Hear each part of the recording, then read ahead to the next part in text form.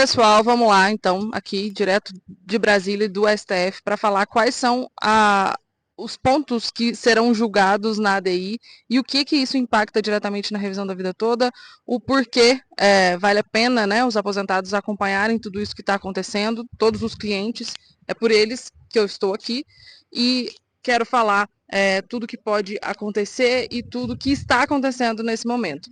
Agora, hoje é quarta-feira, dia 9, está sendo julgado o caso Lava Jato, né? Perdimento de bens, enfim, estava ali dentro acompanhando.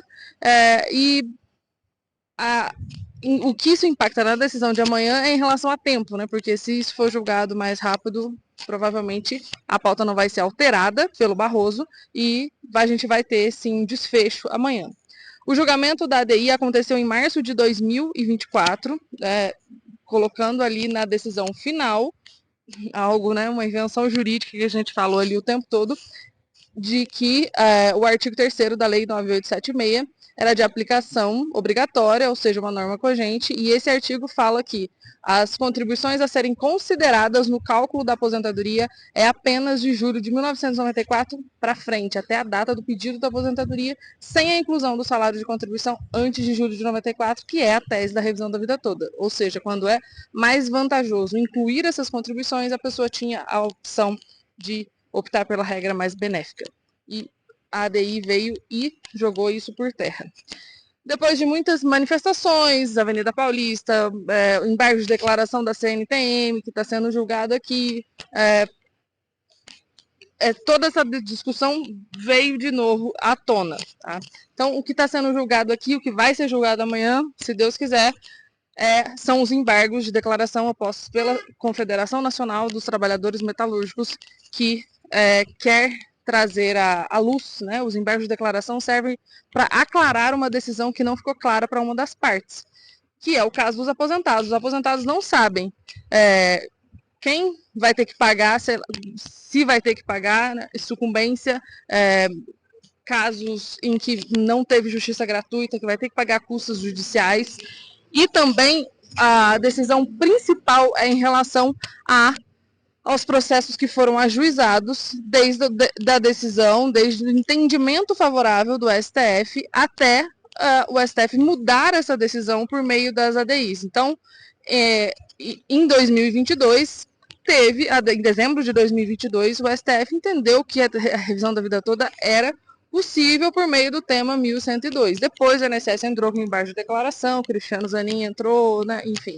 toda aquela história que a gente vem contando aqui desde sempre.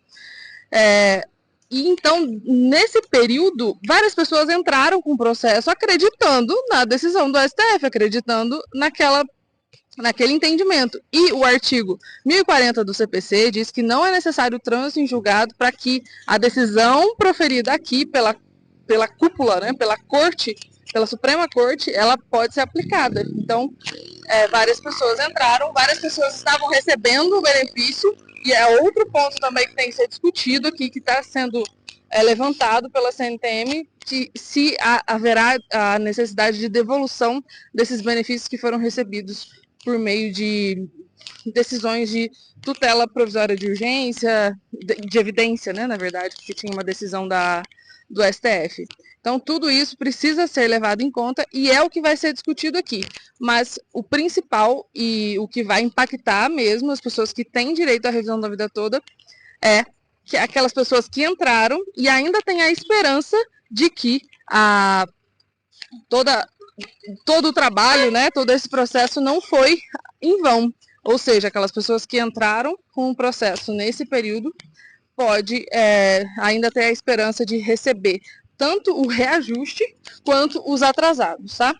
E isso não é assim, né? A gente sempre ouve conversa com várias pessoas, mas isso vocês devem estar sonhando, né? O STF não vai jogar dessa forma, porque várias pessoas entraram. E não são tantas pessoas assim. O CNJ já se manifestou falando que são apenas 102 mil processos no Brasil todo, né? Nessa imensidão toda que é o nosso país. São poucos processos, não foram muitas pessoas que entraram.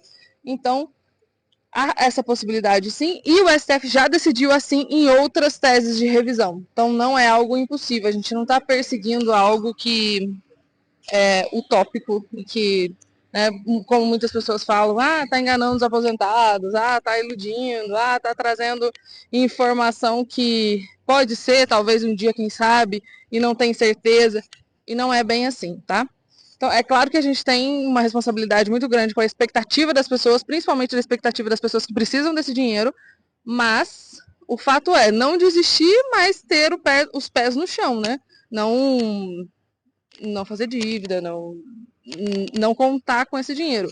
Mas, ao mesmo tempo, a gente me sinto na obrigação de ter vários clientes com essa tese, vários processos ajuizados, e acompanhar e dar uma posição independente do que aconteça, independente do que o STF decida. Mas estamos aqui marcando presença, eu acho que é o principal, trazendo, né, para os julgadores de que a tese ela não foi descartada, ela não foi abandonada pelos advogados, muito menos pelos aposentados, e que a gente tem sim certeza do que a gente está fundamentando, certeza do que a gente está defendendo. Então, isso aqui é muito importante e eu conto com a presença de vocês, a presença online, a presença, várias pessoas, vários aposentados virão amanhã, então terá a presença física mesmo deles aqui, e eu agradeço desde já e trago notícias para vocês assim que eu tiver, tá bom? Obrigada.